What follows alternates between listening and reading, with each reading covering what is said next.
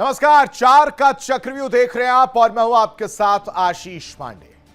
एक शायर ने अपने लहजे में कुछ पंक्तियां यूं लिखी हैं। बार बार हार रहे हो तुम, फिर भी नहीं मान रहे हो तुम। अपनी करतूतों पर तमाशा बनने के बाद अब दुनिया के सामने ललकार रहे हो तुम।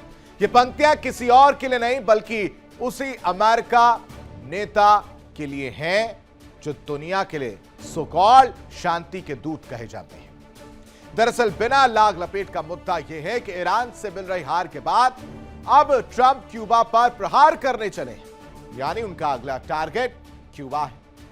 क्यूबा की क्या स्थिति है, कौन इसके पीछे जिम्मेदार है, यह किसी से छिपा नहीं। इसका प्रमाण आपको पिछले महीने की 29 तारीख से मिल जाएगा, जब एयरफोर्स वन में पत्रकारों के सवालों का जवाब देते हुए अमेरिकी राष्ट्रपति ने कहा कि अब क्यूबा का नंबर आने वाला है।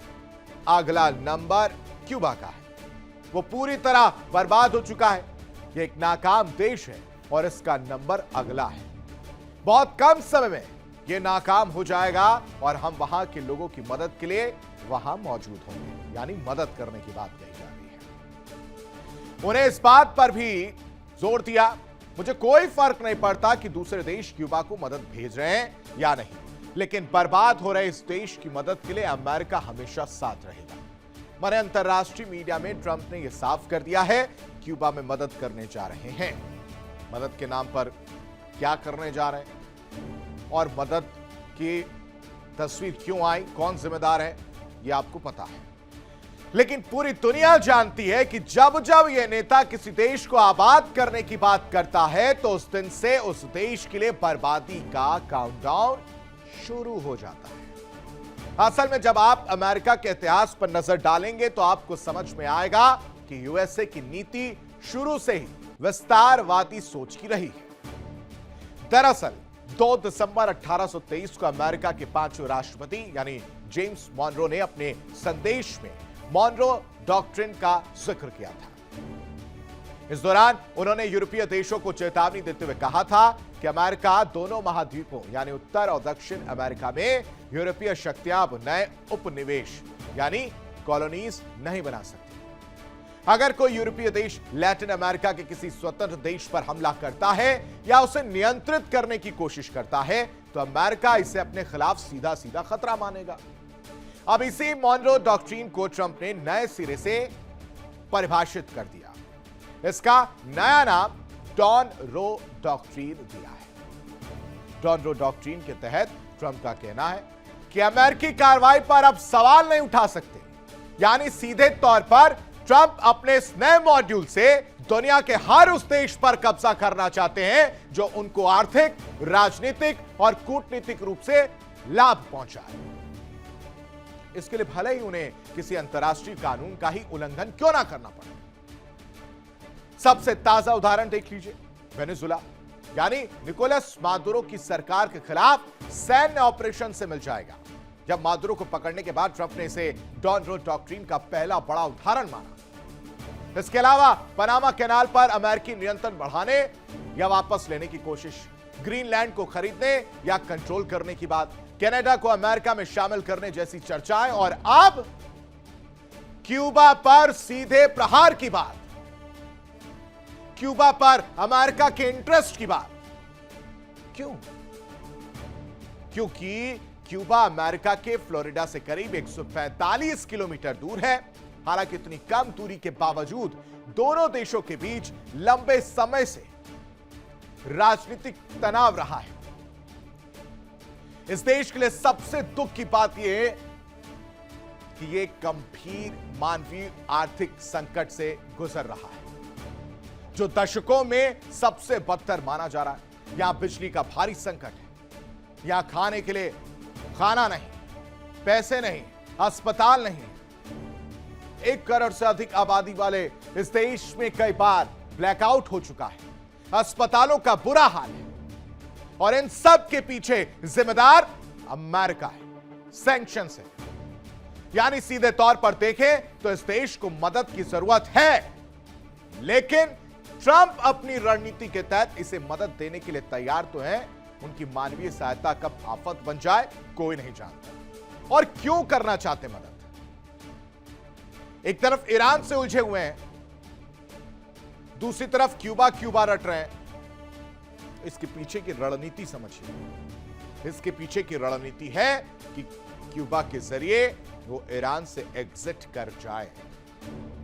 अमेरिकी राष्ट्रपति के इस दोहरे रवैया का प्रमाण आपको ट्रंप के उस बयान से भी मिल जाएगा जब जनवरी 2026 में उन्होंने यह धमकी दी कि जो भी देश क्यूबा को तेल बेचेगा उस पर टैरिफ लगेगा। वेनेजुएला जो क्यूबा को 35,000 बैरल तेल रोज देता था, अब उसके राष्ट्रपति अमेरिकी जेल में सूखी रोटी खा रहे हैं। मादुरो की गिरफ्तारी के बाद मैक्सिको ने भी तेल रोक दिया और फिर क्यूबा पर मानो ईंधन संकट का पहाड़ सा टूट पड़ा। यही वजह है कि यह देश अब ब्लैक आउट की समस्या से गुजर रहा है, लेकिन क्यूबा की मदद की हुंकार भरने वाले तथाकथित शांति दूत ट्रंप अभी तक सहायता के लिए आगे नहीं आए। अब क्यूबा पर ट्रंप के अधिग्रहण का खतरा क्यों मंडरा रहा है उसे भी समझ लिए। 16 अप्रैल को एक अमेरिकी नेवी ड्रोन MQ-4C टिट्रोन क्यूबा के तट पर नजर आया। इसके बाद 20 अप्रैल को भी एक और अमेरिकी ड्रोन मंडराते हुए दिखा। इसके अलावा मीडिया रिपोर्ट्स ये बता रही हैं कि पेंटागन यानी अमेरिकी रक्षा मंत्रालय की ओर से यूएस आर्मी को आदेश मिल गया है कि वो क्यूबा के लिए तैयार हैं, रेडी रहिए। मतलब साफ है कि ईरान में मिल रही हार के बाद ट्रंप का अगला निशाना अब क्यूबा है। लेकिन क्यूबा को लेकर सबसे बड़ा सवाल यह है कि क्या आर्थिक तंगहाली से जूझ रहे इस देश में ट्रंप हमला करके अपने मंसूबे में कामयाब हो जाएंगे या फिर उन्हें यहां भी ईरान की तरह मुखी खानी पड़ेगी। और अचानक से क्यूबा को लेकर इतना एग्रेसिव हो जाना, इसके पीछे ट्रंप की क्या रणनीति है, पेंटागन की क्या रणनीति है, अमेरिका की क्या रणनीति है, इसको समझेंगे, इसे पर चर्चा करेंगे। तमाम मेहमान हमारे साथ जुड़े, सबका परिचय आपसे करा देते हैं। हमारे साथ कैप्टन अनिल गौर, रिटायर्ड रक्षा विशेषज्ञ के तौर पर हमारे साथ जुड़े, बहुत स्वागत है सर आपका। हमारे साथ कर्नल सुशील पठानिया साहब, रिटायर्ड रक्षा विशेषज्ञ के तौर पर जुड़े, बहुत स्वागत है सर आपका भी। रोहित शर्मा, विदेश मामलों के जानकार हैं, बहुत बहुत स्वागत है सर। हमारे साथ सोहेल काजमी साहब, भू राजनीतिक विशेषज्ञ हैं, बहुत बहुत स्वागत है सर आपका भी। और हमारे साथ एमआर मस्ती खान साहब, पत्रकार हैं, यूएसए से लाइव हमारे साथ जुड़े हैं, बहुत बहुत स्वागत है सर आपका। अब सबसे पहले इसकी शुरुआत मैं करना चाहूंगा कैप्टन अनिल से। सर, ये कहानी बहुत पहले से लिखी जा रही थी, ईरान वाली कहानी हो, क्यूबा वाली कहानी हो, ईरान और वेनेजुएला भी, वेनेजुएला कर लिया, ईरान में घुस चुके हैं, वहां पर नो एग्जिट प्लान उनके पास है और अब वो पूरी तरह से साख उनकी दांव पर लगी और इस वजह से क्यूबा करते हुए वो वहां से निकलना चाह रहे हैं और क्यूबा के लिए रेडी हैं। आपकी नजर में इस वक्त वो क्या कारण है जो क्यूबा डोनाल्ड ट्रंप कर रहे हैं? देखिए, ऐसा है, नमस्कार और जय हिंद।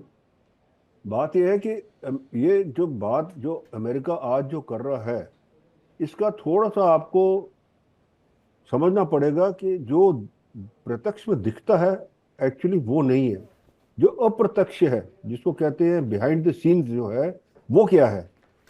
बिहाइंड द सीन्स की कहानी ये है कि देखिए, वर्ल्ड वॉर 2 के बाद अमेरिका का वर्चस्व जो था वो एक दबदबा बना रहा और उसको बनाने के लिए उसने 79 में जो है ना, सॉरी, उसके बाद में तो सऊदी अरेबिया के साथ में जो उसने एक मुआहदा किया और ये जो गल्फ खाड़ी के देश है उनके साथ मुआहदा किया कि आप जो भी तेल बेचेंगे वो डॉलर्स में होगा। तो एक पेट्रो डॉलर का जो है वो एक सारा का सारा एक जो है दबदबा बन गया कि जो भी चीज अब आपने तेल खरीदना है तो उसको डॉलर में ही आपको परचेज करना पड़ेगा और डॉलर ही देने पड़ेंगे और डॉलर से ही काम चलेगा।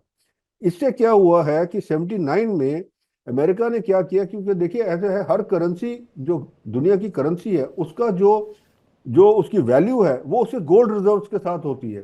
79 में अमेरिका ने उसको हटा दिया, उसने कहा नहीं जी, गोल्ड रिजर्व्स की कोई जरूरत नहीं हमें, हमारा जो डॉलर है वही चलेगा और डॉलर से ही चलता चलेगा। और अब जितना डेट हो गया है अमेरिका के ऊपर 36 ट्रिलियन डॉलर का, क्या उसके पास इतना पैसा है उसको कवर करने के लिए? वो तो है नहीं, वो सिर्फ वो डॉलर के जोर पे ही चल रहा है। और डॉलर को जो ये 36 ट्रिलियन ट्रिलियन का डेट है, इसको फाइनेंस कैसे करता है अमेरिका? वो करता है अपने ट्रेजरी बॉन्ड से। ट्रेजरी बॉन्ड कौन खरीदता है? ये जो गल्फ खाड़ी के देश हैं, जापान खरीदता है, चाइना खरीदता है, यहाँ से साउथ कोरिया खरीदता है, जर्मनी खरीदता है, यूरोप खरीदता है, सारा, और ये सब खरीदते हैं ट्रेजरी बॉन्ड्स, ताकि अमेरिका का जो डेट है वो चलता चले। और अमेरिका को आपको पता है एक ही इंडस्ट्री है अमेरिका के पास जो उसको पैसा कमाती है, और वो है उसकी आर्म्स इंडस्ट्री। तो ये सारा चल रहा था। देखिए इंडिया डेली 24/7 अब आपके स्मार्ट टीवी पर। इंडिया डेली मौजूद है सभी डिजिटल प्लेटफॉर्म पर लाइव और लगातार। इंडिया डेली 24/7 हर दिन राष्ट्र को समर्पित।